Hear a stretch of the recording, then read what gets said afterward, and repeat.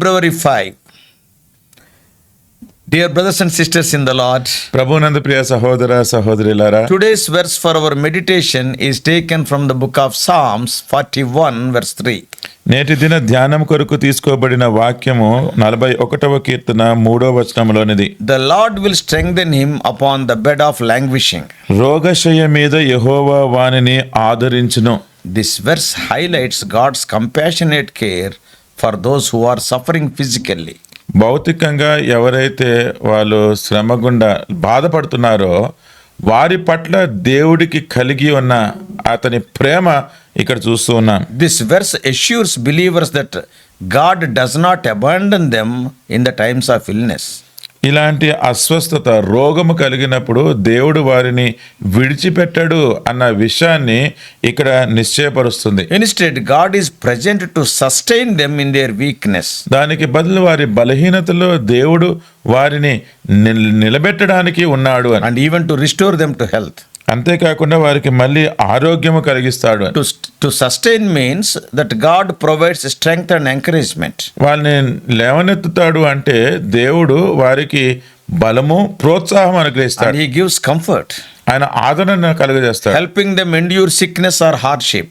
వారికి సహాయం చేస్తున్నప్పుడు వారి ఆ కష్టము కానీ వారి అస్వస్థత కానీ ఆ విషయం నుంచి వాళ్ళు బయటికి రాగలుగుతారు. The promise of restoration speaks to God's power to heal and renew. తిరిగి సమకూర్చబడుట అన్న ఈ వాగ్దానము దేవుడు మళ్ళీ మనల్ని తిరిగి చేరుస్తాడు, నూతన పరుస్తాడు అన్న విషయాన్ని చూస్తూ He ఉన్నాం. will heal us. ఆయన మనల్ని స్వస్థపరుస్తాడు. So this verse then encourages those who are ill and God is with them. అందుకనే ఈ వాక్యము ఎవరైతే రోగముతో ఉన్నారో అస్వస్థతో ఉన్నారో వారిని దేవుడు స్వస్థపరుస్తాడు, God is with them, దేవుడు వారితో ఉన్నాడు అని. actively caring for them and bringing them through hardship. వారు ఆ కష్ట పరిస్థితుల్లో నుంచి బయటికి రావడానికి దేవుడు ఎంతో ఆసక్తితోటి వాళ్ళని పట్టించుకొని చూస్తున్నాడు. So this psalm attributed to King David, ఈ కీర్తన దావీదు రాసినాడు కీర్తన. it was written during a time when medical help was limited. In those days medical help ఆ was not. దినాలలో ఈ వైద్య సహాయం ఎప్పుడైతే చాలా తక్కువగా ఉండిందో ఆ దినాలలో రాయబడిన కీర్తన. And illness could be both dangerous and isolating. It can keep you isolated. ఈ రోగము అది ప్రమాదకరమైనది అయి ఉండొచ్చు, అంతేకాకుండా మిమ్మల్ని ఏకాంతంలో పెట్టేసే రోగం కూడా అయి In ఉండొచ్చు. the context of ancient Israel, ప్రాచీన ఇశ్రాయేలు దినాలలో చూస్తే sickness was often seen as a time of vulnerability, and many believed that it could even indicate a form of divine judgment. అనారోగ్యం అనేది అది దేవుడు మన మీద ఏదో తీర్పు తీరుస్తున్నాడు, లేకపోతే మన పరిస్థితి యొక్క విషయంలో మనం తెచ్చిపెట్టుకున్నది అన్నట్టుగా చూసేవారు. David's psalm, however, brings a different perspective. అయితే దావీదు రాసిన ఈ కీర్తన దాన్ని వేరే కోణంలోనే చూస్తుంది. It shows that God is compassionate towards those who were sick.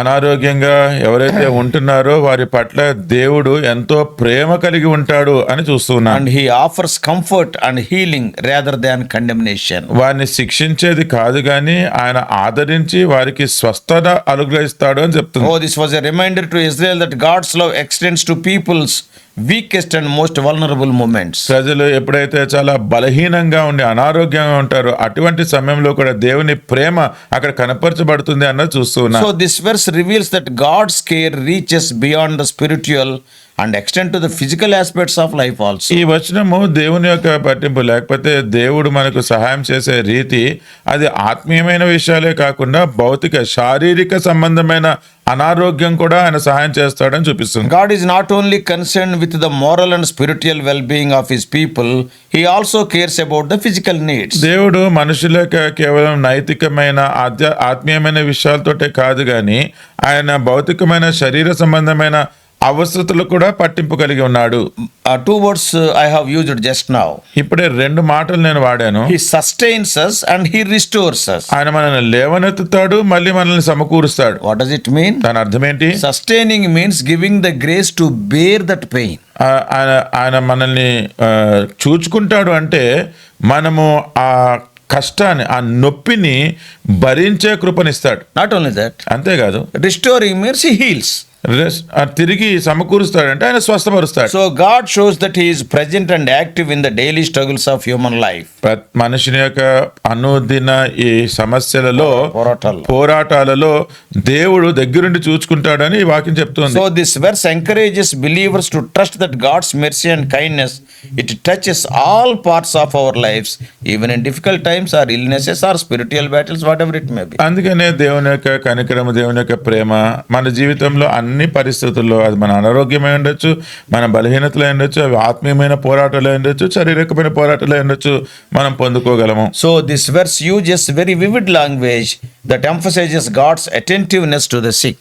అందుకనే అనారోగ్యంగా ఉన్న వారి గురించి దేవుడు ఎంత పట్టింపు కలిగి ఉంటాడో దాన్ని వివరించడానికి ఈ కీర్తనలో అంతా కూడా ఎన్నో మాటలు మనం So చూడగలుగుతున్నాం. these words sustains and restores are active verbs that convey continuous care and renewal. అందుకని దేవుడు చూచుకుంటాడు, దేవుడు మళ్ళీ తిరిగి సమకూరుస్తాడు అనే ఈ పదాలు దేవుడు మనతోటి ఎల్లప్పుడూ కూడా చూచుకొని పట్టించుకుంటాడు అన్న విషయాన్ని బయలుపరుస్తుంది. And here one more word is there, on their sick bed. ఇక్కడ ఇంకొక మాట ఉంది, వారి రోగశయ మీద. That is very personal and intimate, suggesting that God is with his people at the very point of their pain and weakness. అది చాలా వ్యక్తిగతమైన, చాలా సన్నిహితమైన దేవుని యొక్క ప్రేమ. అంటే వారు ఎటువంటి అనారోగ్య పరిస్థితిలో ఉన్నారో దానికి బహు సమీపంగా వచ్చి దేవుడు ఉంటున్నాడని చూస్తున్నాం. By focusing on the physical aspect of suffering, ఈ శారీర సంబంధమైన ఈ బాధ దాని గురించి మనం చూసినప్పుడు the psalm highlights that God's compassion is not limited to abstract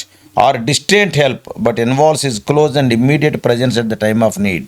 ఈ కీర్తన మనకి ఏదో భవిష్యత్తులో పొందుకోవాల్సిన విషయాల గురించే దేవుడు ప్రోత్సహించడం కాదు, కానీ మనకు ఉన్న వ్యక్తిగతమైన అవస్థల్లో కూడా దేవుడు సమీపంగా ఉండి మనల్ని చూచుకుంటాడు అని తెలియజేస్తుంది. She is talking about the sick bed. చూడండి, ఆయన రోగశయ గురించి So మాట్లాడుతున్నాడు. that shows that God is not a distant God. He is very near to you in the time of trouble. అంటే మీకు సమస్య వచ్చినప్పుడు దేవుడు ఎక్కడో దూరంగా ఉన్నాడని కాదు, మీకు మీ పడక దగ్గరే సమీపంగా ఉన్నాడని He చూపిస్తుంది. is encouraging you. మిమ్మల్ని ప్రోత్సహిస్తూ He is ఉన్నాడు, strengthening you. మిమ్మల్ని బలపరుస్తున్నాడు, Started the healing process in you. మీలో ఆ స్వస్థత ఆరంభించినాడు. So this verse is a comforting reminder that God is present with believers during illness and the times of physical need. అందుకనే దేవుడు వారి అనారోగ్యంలో, వారి శారీరకమైన అవసరతలప్పుడు వారికి సమీపంగా ఉండి వాళ్ళని బలపరుస్తున్నాడని తెలియజేస్తుంది. So today's Christians can find hope in the knowledge that God cares deeply for them, especially when they feel vulnerable or weak. నేటి దినాలలో క్రైస్తవులు ఎప్పుడైతే వారు ఒంటరిగా ఎంతో శక్తి లేని వారుగా అనుకుంటారో అప్పుడు దేవుడు ఎంతగానో వారిని పట్టించుకొని చూచుకుంటాడు అన్న సంగతి తెలుసుకోవచ్చు. This verse encourages believers to turn to God in prayer. ఈ వచనము మనము దేవుని వైపు ప్రార్థనలో తిరిగి చూడాలి అన్నది ప్రోత్సహిస్తుంది. And one has to trust that he sees their needs, providing comfort and strength. వారి అవసరత ఏంటో దేవుడు చూచి వారికి ఆదరణ లేకపోతే సుఖం అనుగ్రహిస్తాడని నమ్మాలి. Yeah, and also you have to believe if it is his will, he will heal you completely. ఆయన చిత్తమైతే మిమ్మల్ని సంపూర్ణంగా స్వస్థపరుస్తాడని కూడా నమ్మాలి. It also reminds Christians that they can bring their burdens to God. అంతేకాకుండా ప్రతి క్రైస్తవుడు కూడా తన భారాలు దేవుని దగ్గరికి తీసుకురావాలని గుర్తు చేస్తూ He must know that he is very near and ready to sustain them. ప్రతి విశ్వాసి దేవుడు బహు సమీపంగా ఉండి వారిని చూచుకుంటాడు అన్న సంగతి నమ్మాలి. So Psalm 41:3 reveals God's love is in a tender and personal way. 41వ కీర్తన దేవుని ప్రేమ, Third verse. 3వ వచనము దేవుని ప్రేమ చాలా సున్నితంగా, దేవుడు బహు సమీపంగా మనతో ఉంటాడు అన్న సంగతి A తెలియపరుస్తుంది. loving God is not distant or indifferent to suffering. ప్రేమ కలిగిన దేవుడు మనము బాధపడుతూ ఉన్నప్పుడు ఎక్కడో దూరంగానో లేకపోతే చూడనినట్టుగానో ఉండడు. Instead, he is deeply involved, sustaining those who are weak and sick. దానికి బదులుగా ఎవరైతే అనారోగ్యంగా ఉండి బాధపడుతూ ఉన్నారో వాళ్ళతోటి బహు సమీపంగా చేరి వచ్చి వాళ్ళని బలపరుస్తాడు, వాళ్ళని చూసుకుంటూ This ఉంటాడు. verse assures us that God's love includes a gentle care for those in physical or emotional pain. ఎవరైతే శారీరక సంబంధమైన లేకపోతే వారు ఎంతో హృదయ భారంతో ఉద్రేకాలతోటి బాధపడుతూ ఉన్నారో అలాంటి విషయాలు కూడా దేవుడు పట్టించుకొని వారికి సహాయం చేస్తాడు అని His తెలియజేస్తుంది. willingness to comfort and restore shows that God's love is both compassionate and powerful, reaching down to the people in their moments of greatest need. మనల్ని ఆదరించి దేవుడు చూసుకుంటాడు అన్న సంగతి మనం చూసినప్పుడు మనము అత్యవసర పరిస్థితుల్లో ఉన్నప్పుడు కూడా దేవుడు ప్రతి అవసరతను కూడా తీరుస్తాడు అని తెలియజేస్తుంది. Jesus Christ is the ultimate demonstration of God's care for the sick and suffering. ఎవరైతే అనారోగ్యంగా ఉండి బాధపడుతూ ఉన్నారో అట్టి వారి కోసం యేసుక్రీస్తు ప్రభు దేవుడు అనుగ్రహించిన ఒక గొప్ప వరము అని చూస్తున్నా. Throughout the ministry of Lord Jesus Christ, యేసుక్రీస్తు ప్రభు వారు చేసిన పరిచర్య సేవ అంతట్లో Jesus showed compassion to those who were physically ill. ఎవరైతే శారీరకంగా అనారోగ్యంగా ఉన్నారో దేవుడు వారికి అధికమైన ప్రేమ చూపినాడు. And he healed many as a sign of God's love and power. అనేక మందిని రోగాల నుంచి స్వస్థత పరిచినాడు. దానిని బట్టి దేవుని యొక్క శక్తిని ఆయన చూపించగలిగినాడు. In Matthew 8th chapter, మత్తయి సువార్త 8వ వచనంలో అధ్యాయంలో in 16 and 17, 16-17 వచనాలలో Jesus' healing ministry is seen as the fulfillment of Isaiah's prophecy. యెషయా చేసిన ప్రవచనము అది నెరవేర్పుగానే దేవుడు అక్కడ రోగులు స్వస్థపరిచేది చూస్తూ What ఉన్నాం. Isaiah said, యెషయా ఏమన్నాడు? He took up our infirmities and bore our diseases. మన రోగములను ఆయన భరించి మన సంకటములను ఆయన వహించినాడు. Jesus' actions reflect the heart of God as described in 41:3. 41:3 దేవుని యొక్క హృదయం ఏదైతే ఉందో అది దేవుని ప్రేమ హృదయాన్ని కనపరిచే విషయాన్ని మనం చూస్తూ ఉన్నాం. Furthermore, ఇంకా ఎక్కువగా Jesus' sacrifice on the cross offers believers spiritual healing from sin and eternal life. దేవుడు తన శిలువలో చేసిన త్యాగము అది ప్రతి విశ్వాసి తన ఆత్మీయ జీవితానికి అవసరమైనదని అనుగ్రహిస్తున్నాడని చూస్తున్నాం. So you can get spiritual healing from sin. మనకు ఆత్మీయమైన స్వస్థత పాపము నుంచి మనం And పొందుకుంటాం. you can get eternal life. మనకు నిత్యజీవం పొందుకుంటాం. So it shows that God's care for humanity includes both present needs and eternal future. అంటే దేవుడు మన గురించి ఎలాగ పట్టింపు కలిగి ఉన్నాడు అంటే ఆయన ప్రస్తుతం ఉన్న మన అవసరతలు మనకు భవిష్యత్తులో ఉండే అవసరతల గురించి కూడా ఆయన గమనం కలిగి ఉన్నాడు. So are you suffering from anything? మీరు దేని గురించి అయినా బాధపడుతూ ఉన్నారా? Maybe physical illness or emotional illness. ఏదైనా శారీరక అనారోగ్యమా లేకపోతే ఆత్మీయమైన రోగమా? Our job is to pray. మన పని ఏంటంటే ప్రార్థన చేయడం. God's answer will be in two ways. దేవుని జవాబు రెండు విధాలుగా ఉంటుంది. Number one, ఒకటి, He will sustain you. That is, He will give the needed grace to go through the disease. ఆయన ఆ వ్యాధి గుండా మనం భరించుకొని సహనంతో వెళ్ళేటట్టు కావాల్సిన కృపను దేవుడిస్తాడు. Sometimes He will not heal us. కొన్నిసార్లు ఆయన మనల్ని స్వస్థపరచాడు. Great people of God like Paul, Elisha, Hezekiah, such people, they suffered with deadly disease. గొప్ప దైవజనులు పౌలు, ఎలీషా, హిజ్కియా వీరు వాళ్ళంతా చూడ మరణాంతకరమైన రోగములతోటి బాధపడ్డారు. Sometimes He won't heal. కొంతమందిని దేవుడు స్వస్థపరచాడు. So during that time He will give the grace to meet the pain. ఆ సమయంలో ఆ నొప్పి బాధ భరించడానికి దేవుడు కృపనిస్తాడు. So till we die, the disease will be there. అంటే మనం చచ్చిపోయేంత వరకు ఆ రోగం ఉంటుంది. That is one way of God answering. అది దేవుడు జవాబిచ్చే ఒక విధానం. The other way, ఇంకో విధానం, He restores. That is, He will heal. ఆయన స్వస్థపరుస్తాడు. That is according to His will. అది ఆయన చిత్తానుసారంగా. Both answers we have to accept. ఈ రెండు జవాబులు కూడా మనం అంగీకరించాలి. So some of us, కొంతమంది He will heal us from disease. ఆయన మన అనారోగ్యం నుంచి స్వస్థపరుస్తాడు. For some people, కొంతమందికి He will give grace and the disease will be there till we die. ఆయన మనం చచ్చిపోయేంత వరకు ఆ రోగం ఉంటుంది కానీ ఆయన మనకు కృపనిస్తాడు. That doesn't mean that the people whose disease is not healed, they are less devotional. It is not like that. ఎవరైతే రోగము స్వస్థపరచబడలేదో వాళ్ళకి తక్కువ భక్తి ఉంది అని అట్లా కాదండి. Does it mean that Paul is having less devotion? మరి పౌలు ఏదో తక్కువ భక్తి ఉందంటారా? Elisha, is he not that much saintly? Elisha ఆయన భక్తుడు కాదా? Their diseases were there కానీ వారికి ఆ రోగాలు ఉండినాయి till they died. వాళ్ళు చనిపోయేంత వరకు. So your disease is not healed means it doesn't mean that you are not saintly.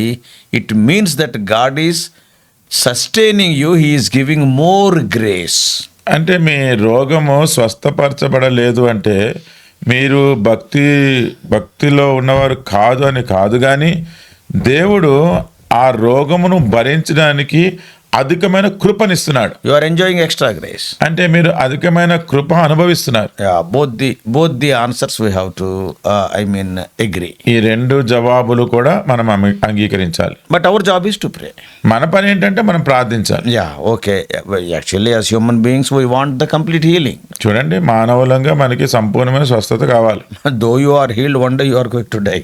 మీరు స్వస్థత పొందినా సరే మళ్ళీ తర్వాత ఒక రోజు చనిపోవాల్సిందే కదా. See, death is, we are not worried about it. చూడండి, మరణము దాని గురించి మనం చింతించట్లేదు. But God is answering అయితే దేవుడు జవాబిస్తున్నాడు in His own way. ఆయన విధానంలో. God's way, let us accept it. దేవుని విధానాన్ని మనం అంగీకరిద్దాం. Don't get discouraged. దానికి మనము నిరుత్సాహం చెందొద్దు. Let us pray. ప్రార్థన చేసుకుందాం. Loving Heavenly Father, ప్రేమ కలిగిన పరలోకపు తండ్రి, oh gracious God, ఆ మా కృప కలిగిన దేవా, you are a God not only who takes care of our spiritual illnesses, but you will take care of our physical illnesses also. మా ఆత్మీయ రోగముల గురించి పట్టించుకునే దేవుడు కాక మా శారీరక రోగముల గురించి కూడా గమనం కలిగిన దేవుడు. That's why you are our all sufficient God. అందుకనే మీరు అన్ని పరిస్థితుల్లో చాలిన దేవుడు. Our dear ones who are not well, when they are praying in your own way, oh Lord, we cannot demand you or command you.